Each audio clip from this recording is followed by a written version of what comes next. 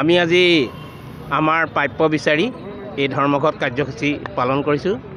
আমি যোৱা 11 নৱেম্বৰৰ পৰা আমি আমাৰ মূল 4টা দাবী লৈ চৰকাৰৰ ওচৰত দাবী লৈ আমি এই ধৰ্মঘট পালন কৰিছোঁ।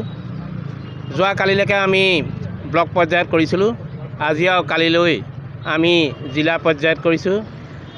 আমাৰ দাবী মূল হ'ল যে আমি অস্থায়ী কৰ্মচাৰী, আমাক 60 বছৰ লাগে। যিটো 60 বছৰ চিকিউৰিটি হয় সেইটোৱে লাগে, নহ'লে আমাক আধাখিনিতে যদি জাগে বুলি কয় তেতিয়াহ'লে আমি এতিয়া ক'ত যাম, আমাৰ মানুহখিনি ক'লৈ যাব। সেয়ে আমি আমাৰ চাকৰি 60 বছৰ নিয়মীয়াকৰণ বিচাৰিছোঁ।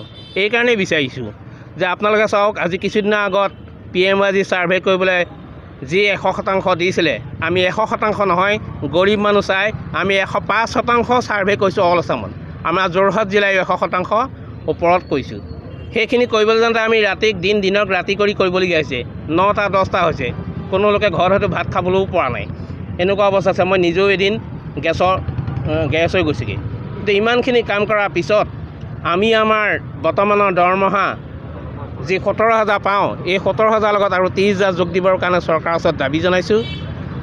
আমাৰ যি 10% ইনক্ৰিমেণ্ট লগোৱা কথা আছিলে, যোৱা শ্ৰদ্ধাৰ মুখ্যমন্ত্ৰী সৰ্বানন্দ সোণোৱালৰ দিনত আমাৰ 10%কৈ ইনক্ৰিমেণ্ট দিয়া কথা আছিল, কিন্তু দুৰ্ভাগ্যবশতঃ আজি 2-3 বছৰে আমাৰ সেই 10% দিয়া নাই। আমি চৰকাৰৰ ওচৰত দাবী কৰিছোঁ বছৰি আমাৰ 10% ইনক্ৰিমেণ্ট দিয়ক। আমাৰ HR পলিচি যিখিনি সুবিধা সেইখিনি আমি পাব লাগে।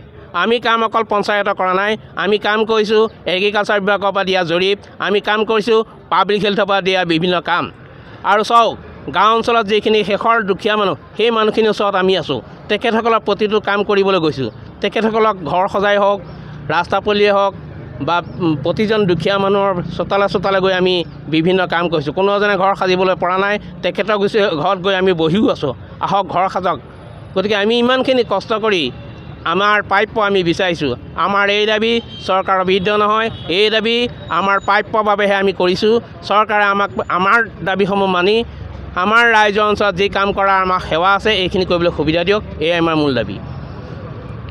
কাৰণে ইয়াত সকলো উপস্থিত হৈছোঁহি। যোৱা 11 নৱেম্বৰৰ পৰা আমি আমাৰ ন্যায্য প্ৰাপ্তিৰ দাবীত আমি ব্লকত কৰ্মবিৰতি কৰিছিলোঁ।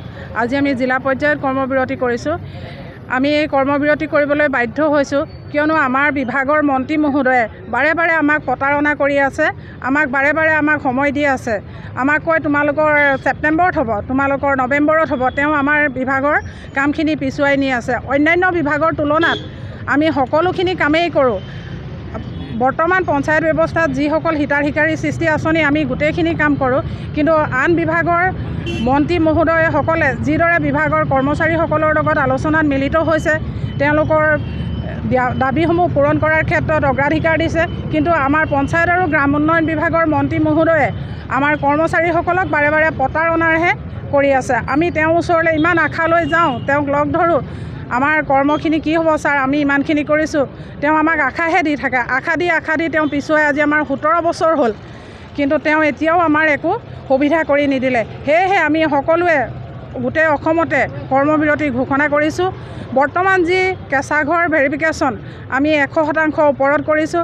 ৰাতি দিন একাকাৰ কৰি আমি কাম কৰিছোঁ। যিসকল হিতাধিকাৰীয়ে বৃদ্ধ পেঞ্চন পাই থাকে, আমি সেইসকলো কাম কৰি শেষ কৰিছোঁ। আমি সকলোখিনি চৰকাৰৰ কাম শেষ কৰিহে আমাৰ ন্যায্য প্ৰাপ্তিৰ দাবীত আজি আমি ওলাই আহিছোঁ।